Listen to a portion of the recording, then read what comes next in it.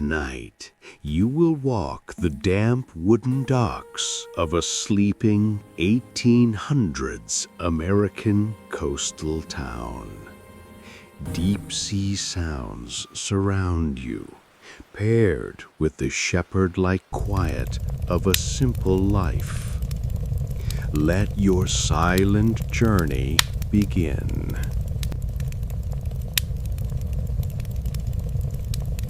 It is the quietest hour, just before the first light, when the town of Oakhaven begins its slow, gentle awakening on this mid-1800s morning. You are here, nestled in a simple, sturdy wooden cottage, the silence of the deep night still wrapping around the simple structure like a thick, comforting quilt. The air, even through the closed window pane, carries the unmistakable coolness of the sea, a damp, clean scent of salt and brine that is the very breath of this coastal existence. A faint, almost imperceptible gray light begins to press against the eastern window, a promise of the dawn that is still many minutes away, yet enough to soften the hard edges of the darkness within the room. You can hear nothing now but the sound of your own quiet breathing, perhaps the slow, steady tick of a grandfather clock in the hall below, a reassuring rhythm counting out the moments of the restful night. Outside, the world is muted, held suspended in a thick, silvery blanket of fog that has rolled in during the night, silent and mysterious, swallowing all but the nearest sounds. You imagine the harbor now, down the gentle slope of the land toward the water, entirely hidden from view by this mist. The fog lies low, resting heavily upon the water, obscuring the fishing boats that ride at anchor, their wooden hulls gently nudging against the slow, barely moving tide. You know the wooden docks are entirely invisible to one another, linked only by the deep, resonant calls of the gulls that are beginning to stir, their cries muffled and ghost-like in the heavy air. The farm horn, a deep, sorrowful sound, reaches you from the distant point where the lighthouse stands sentinel. It is not an alarming noise, but a low, steady moan, a constant companion on such misty mornings, reassuring the unseen mariners that the solid, safe coast is near, even as it remains hidden from their sight. The sound repeats after a long, deliberate pause, a low, comforting vibration that seems to settle the air around your cottage before fading away into the endless gray. You begin to stir gently under the warmth of the heavy woven coverlet, feeling the stillness of the room, the deep, satisfying exhaustion of a body well rested. The simple bed is soft, the linen smelling faintly of sunshine and the clean air of the drying line, a simple, perfect comfort. You lie still for a moment more, simply listening, allowing the quiet atmosphere of the sleeping town to envelop you entirely before the day begins to press in. The first sound to break the absolute stillness is a creaking, a rhythmic, slow sound that you recognize instantly as the pump handle being worked just outside down the lane. Someone is drawing the first bucket of cold, clear water for the morning's necessities. A steady, measured effort that speaks of the simple, unhurried routines of this town. This sound, a tiny, industrious note, is the signal that the long night has finally released its hold, and the day, shrouded though it may be, is ready to unfold. You rise slowly, finding your feet on the cool, wide-planked floor, the wood worn smooth by years of passage. The air inside the room is still cool, and you move with a gentle slowness toward the window, pulling aside the simple muslin curtain. The view is entirely white, a world simplified to tones of gray and silver, where the familiar silhouette of the oak tree outside is reduced to a shadowy, blurred presence. The scent of wood smoke is now mingling with the salt air, an indication that the first fires are being lit in the kitchen hearths along the lane, preparing for the first simple meal of the day. Downstairs, the kitchen is filled with a soft, diffuse light. The cold lamp does not yet meet it, as the gray day offers its muted glow through the small panes. The stone hearth is already giving off a quiet, welcome warmth, and the gentle sounds of water being poured into the iron kettle begin to echo softly in the quiet room. You hear the scrape of a simple wooden chair being pulled across the floor, and the low, contented purr of the house cat that has found its spot closest to the rising heat. The early morning meal is a plain, nourishing affair, the kind of food that fortifies a body for honest, steady work. Perhaps a thick, warm porridge, sweetened faintly with a touch of molasses, and a slice of coarse, homemade bread still warm from the oven of the day before. The strong, dark coffee steams gently in the thick porcelain mug, the aroma of deep, earthy comfort that cuts through the coolness of the morning. You sit at the wooden table, its surface worn and scrubbed smooth, taking your time, not rushing the important, foundational moments of the day. The silence is companionable, broken only by the quiet clink of the spoon against the bowl. As you finish, the sound of boots on the wooden steps outside the back door announces the arrival of the first waking world. These are the footsteps of the fishermen, the hardy souls who must meet the tide, fog or no fog. They walk with a purposeful, unhurried stride, with their voices low and indistinct as they pass down the street toward the harbor. They carry the coils of rope and stray, simple deer.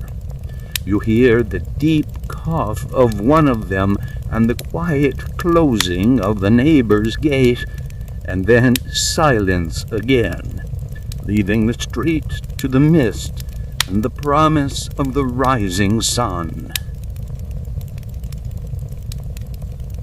You prepare to venture out, pulling on a simple wool shawl against the persistent dampness. The front door opens with a soft, familiar squeak, and you step out into the cool, still air. The fog here, on the higher ground of the town, is thinner than at the water's edge, though still pervasive.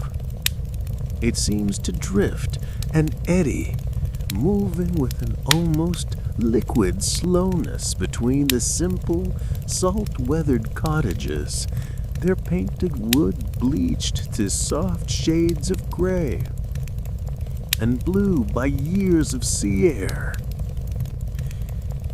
The gentle slope of the lane carries you downward, your steps muffled and quiet on the packed earth and stray shells. The only illumination is the growing, silvery light of the morning.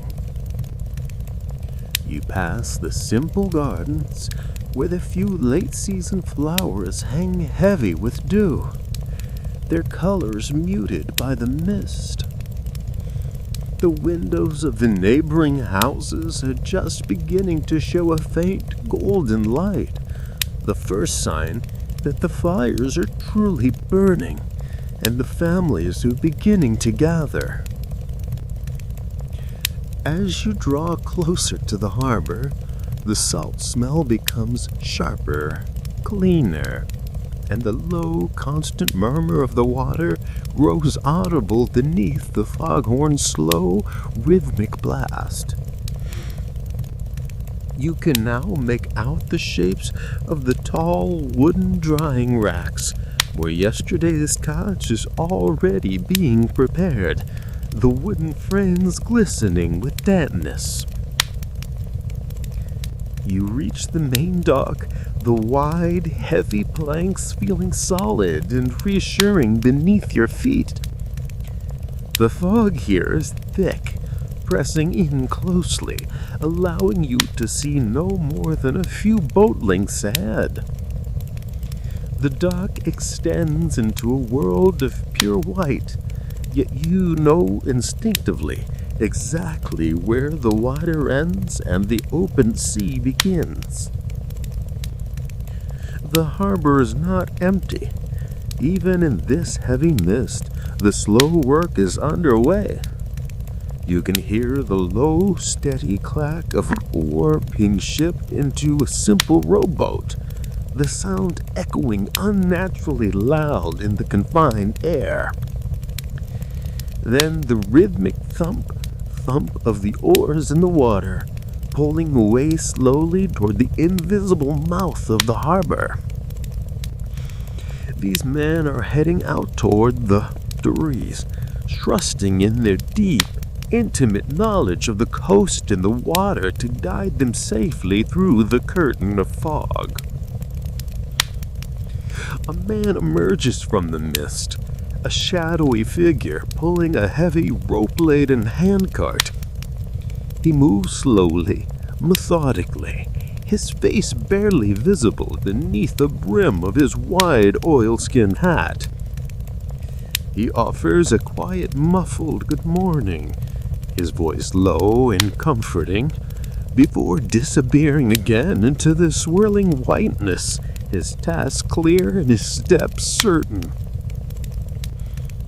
The atmosphere is one of focused, quiet industry, the kind of work that must be done with patience and steadiness, regardless of the weather. You stand by the edge of the dock, watching the tide as it begins its slow, almost imperceptible churn, the dark water lapping gently against the barnacle-encrusted pilings. Small pieces of seaweed drift lazily, lifted and released by the gentle motion. The air is entirely still, the wind a forgotten presence. Only the water moves with its ancient steady purpose. You notice the simple, unadorned fishing boats tied securely to the dock. Their wooden hulls are stained dark by seawater, the painter on their rails chipped and bleached. They are tools of honest labor, built for resilience and steadiness, not for speed or display. Their masts stand tall, disappearing into the low-hanging mist, waiting for the wind that will eventually clear the day. Everything here is simple, functional, and deeply rooted in the rhythms of the natural world. The fog begins very slow, almost hesitant retreat as the sun, still hidden, gains strength above the horizon. The light changes, moving from a dense gray to a lighter, more luminous silver. Patches of the water's surface, just near the dock, begin to catch a faint pearlescent glow, and the outline of the boat furthest out becomes a little less vague, a little more solid.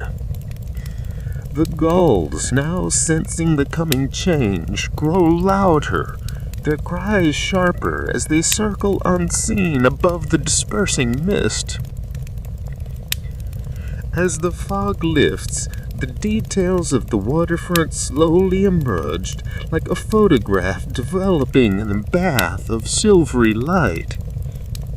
You see the rough-hewn shed where the nets are repaired, its door slightly ajar, revealing a dim interior filled with stacked crates and coils of heavy rope. You see the slight, uneven rise of the shingled roofs along the water's edge, the general store and the chandler, their windows reflecting the soft light. You move away from the water's edge, walking slowly along the gravel path that runs parallel to the docks. The air is still cool, but the damp chill is beginning to soften.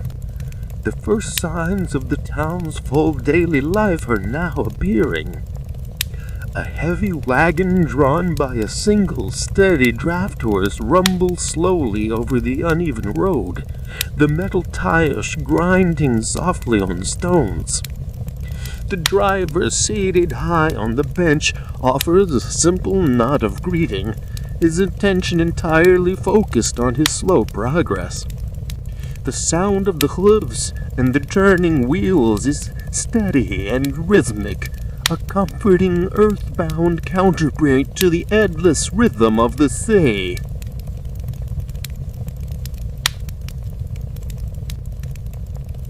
You reach the center of the small town, where the main street offers a wider view. The buildings here are a mix of residences and small shops, all built close together, offering a sense of community and sheltered warmth. The simple sign for the general store, painted in plain faded lettering, swings gently in the air as the breeze, still light, finally begins to stir. Inside the store, the air is warm and smells of a mix of spices, dried herbs, new fabric, and the faint, sweet scent of molasses from the large barrel near the counter. The space is dim, lit mostly by the light from the front windows, which is now growing stronger as the last wisps of fog are burned away. The shopkeeper, a quiet man with a patient, unhurried manner, is already behind the long wooden counter, polishing a glass jar with a clean cloth. The shelves are neatly stacked with simple goods, bolts of calico, tins of tea, bags of flour, and small metal tools, all necessary items for a simple life. You pause there for a moment, simply absorbing the atmosphere of quiet commerce. A woman enters, her shawl pulled tight around her, and she speaks in a low, gentle voice, asking for a length of sturdy twine and a measure of dried beans. The transaction is slow and deliberate, the shopkeeper weighing the beans on an old brass-fitted scale, the small weights clicking softly as they are balanced. There is no hurry, no unnecessary conversation, just the quiet, focused task of providing for the day's needs. Leaving the comfortable dimness of the store, the morning light is now fully present, though still gentle and diffused. The fog is gone, lifted to reveal the sky of pale, clear glue, the color of a faint robin's egg. The sun, the soft, bright disk, is visible over the eastern horizon, not yet strong enough to be warm, but powerfully illuminating the town. The air is clean and crisp, carrying the full, sharp scent to salts and drying fish from the harbor below. You walk slowly past the blacksmith's shop, where the sound of the hammer on the anvil is a steady, reassuring clang, clang, clang, not loud enough to be jarring, but a deep, rhythmic note of labor and craft. The large double doors are open, and you can see the orange glow of the forge fire within, a small, bright heart of heat and energy in the cool morning. The scent of hot metal and coal smoke drips out, a very different, earthy smell from the sea air, yet entirely belonging to the life of the town. Further along, you notice the lighthouse keeper's cottage, a stout, simple house set slightly apart from the others, closer to the shore. The thin column of blue-gray smoke rises steadily from its chimney, indicating that the keeper, who has watched through the long, dark hours, is now taking his morning rests and his warm meal. His work is done for the day, the great lamp extinguished, waiting patiently for the return of the night. The nibble of the day in Oakhaven brings a steady, even pace of activity, a quiet hum that never rises to a clamor. The fishermen who went out early are beginning to return, their low-slung dories moving slowly toward the docks, laden with the morning's catch. You can hear the slap of the water against the wooden hulls as they glide in, and the occasional low-voiced command as a line is thrown to the dock. The unloading is a slow, methodical process that requires patience and coordination. The silver flash of the fish tails catches the gentle sunlight as the catch is transferred into wide, flat baskets. The air is now filled with a sharper, more immediate sense of fresh fish and seawater. The men move with a quiet efficiency, their hands strong and accustomed to the heavy, wet work. Their faces are weathered, lined by sun and salt, reflecting deep connection to the forces of the sea.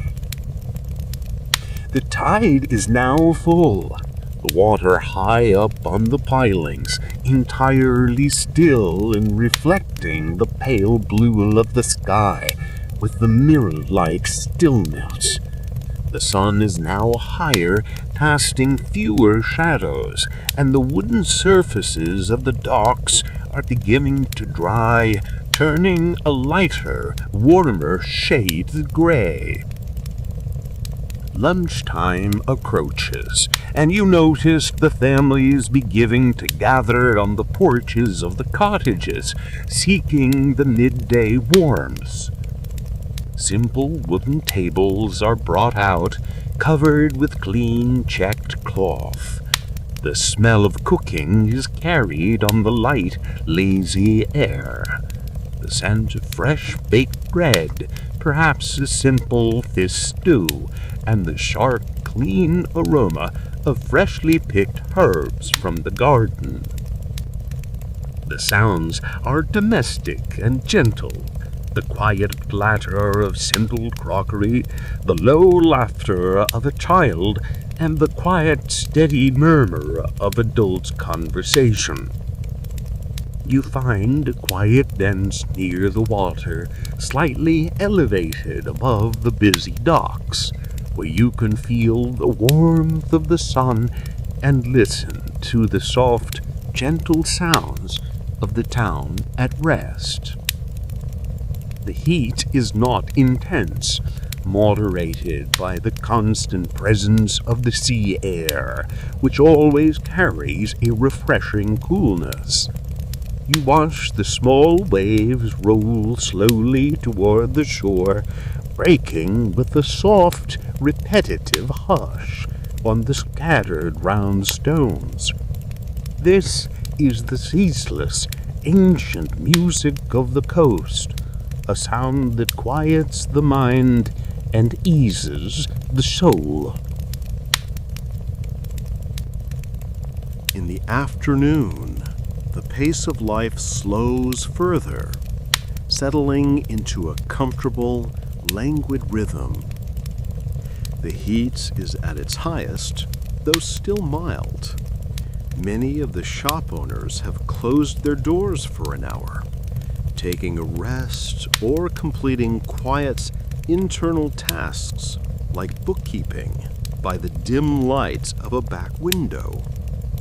The children are often sent out to play, and you can hear their distant, happy calls from the grassy field above the town, their voices light and carefree, carried softly on the breeze. You take a leisurely walk up the central road, moving away from the concentrated activity of the harbor. The town's architecture is simple and harmonious, built for utility and endurance. The houses are clad in weathered cedar shingle or plain clapboard, their roofs peaked and sturdy against the occasional gales. Many have small, enclosed front porches where simple wooden rocking chairs sit, waiting for the evening's quiet contemplation.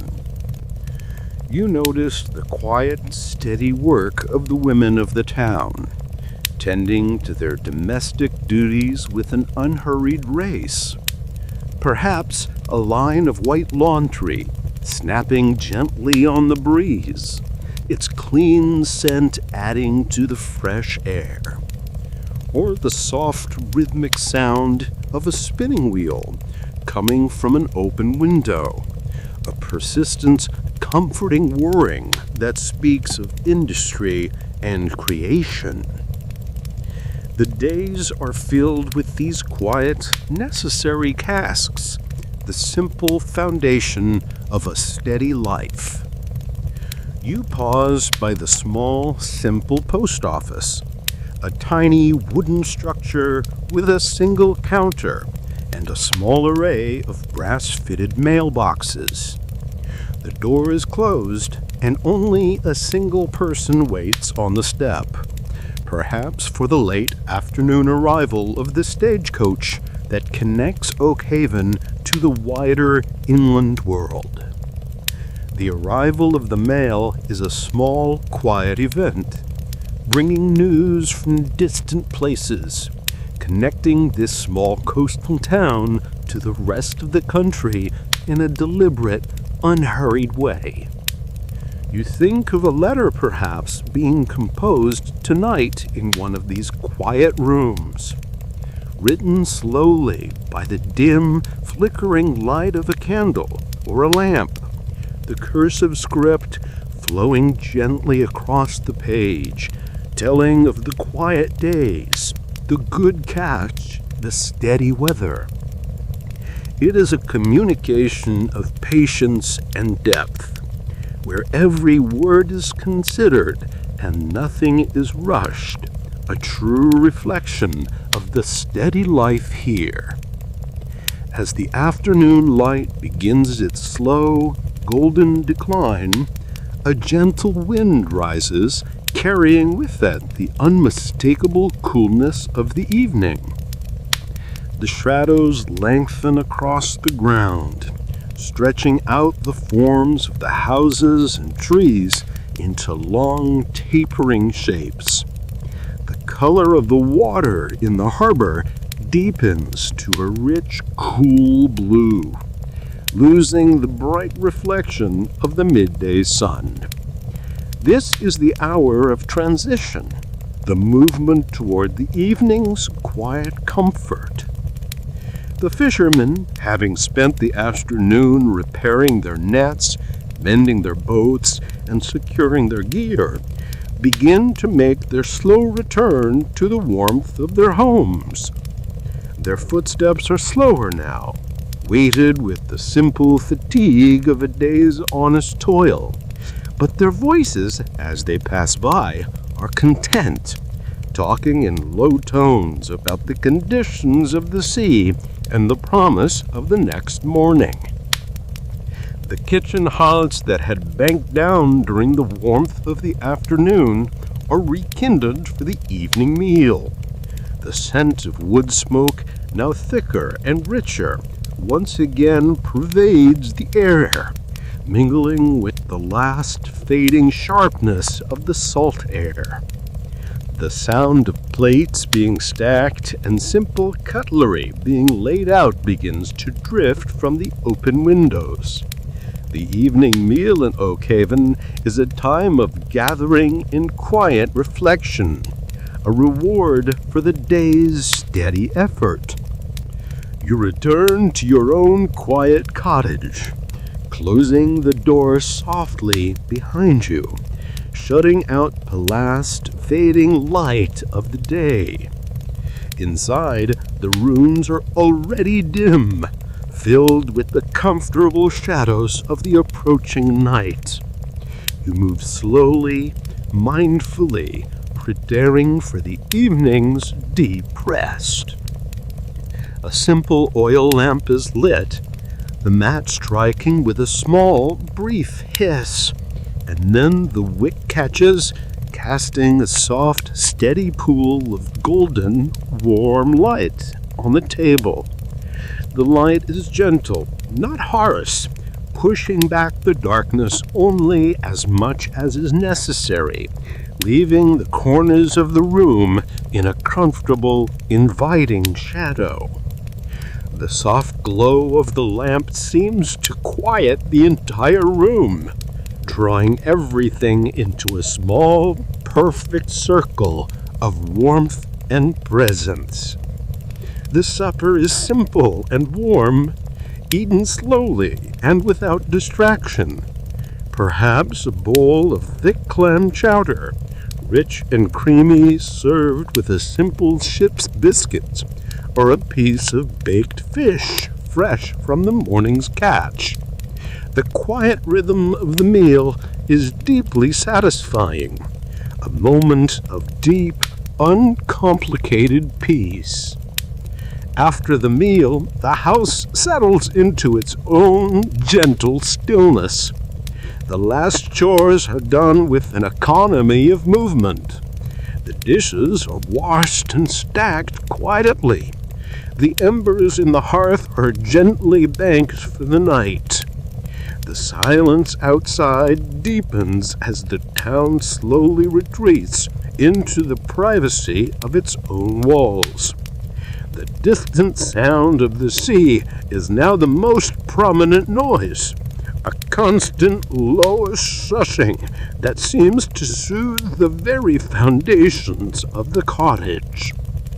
You find a comfortable chair near the lamp, perhaps to read a few pages from a simple, well-worn book, or perhaps simply to sit and watch the gentle flicker of the flame. The light breathes softly, and the shadows around the room seem to move and stretch with a quiet, restful grace.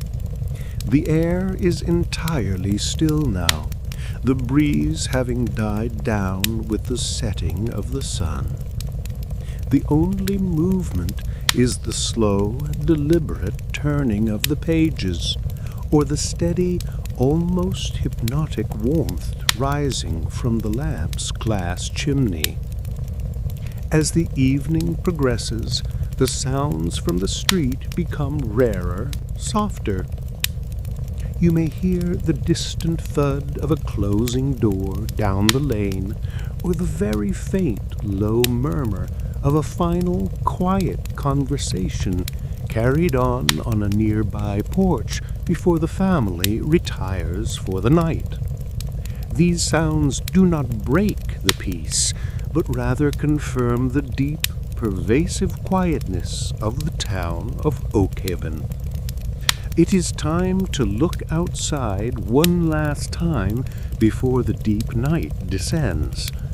You move to the window, peering out into the velvety darkness.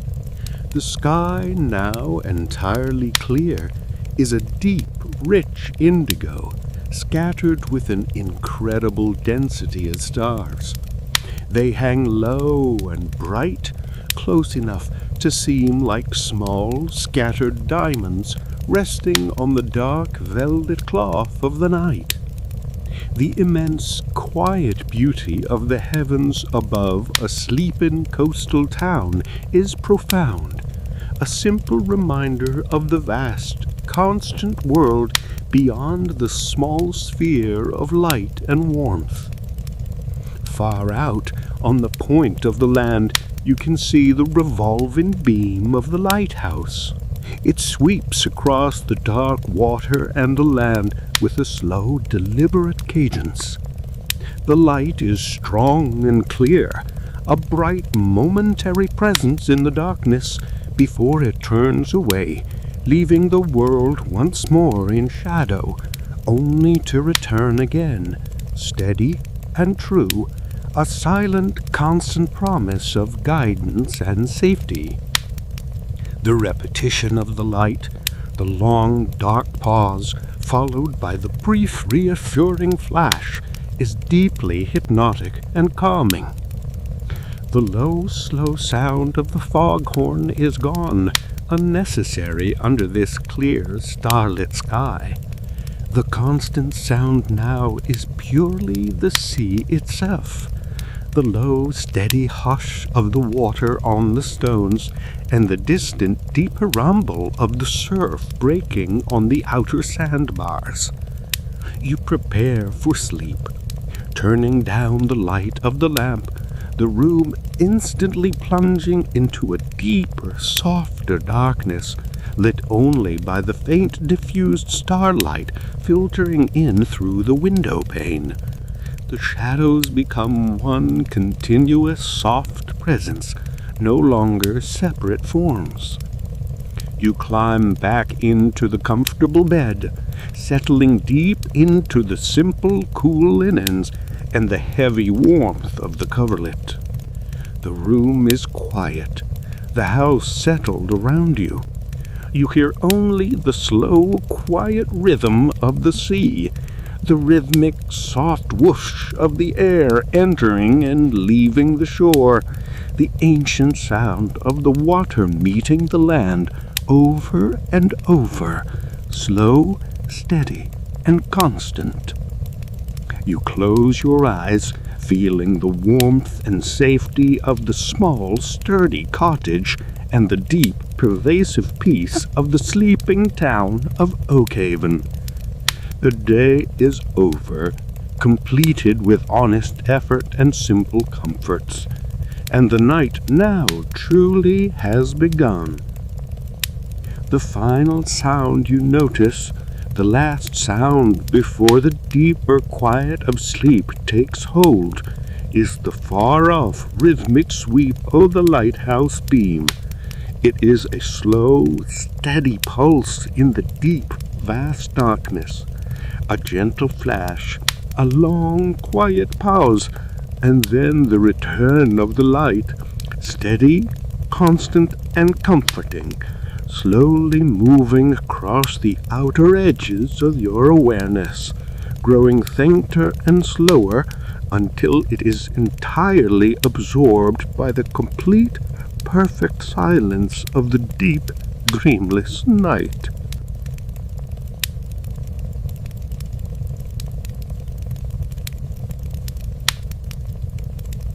If you enjoyed this astonishing, fact-filled, and mysterious historical journey, please give us a like. Our mission is to bring forth the mysterious, historical, and astonishing truths that may have been overlooked or incorrectly taught in traditional accounts. We uncover the realities that are often missing from standard history books. If you don't want to miss out on these kinds of historical, mysterious, and mind-boggling truths, then be sure to subscribe to our channel now.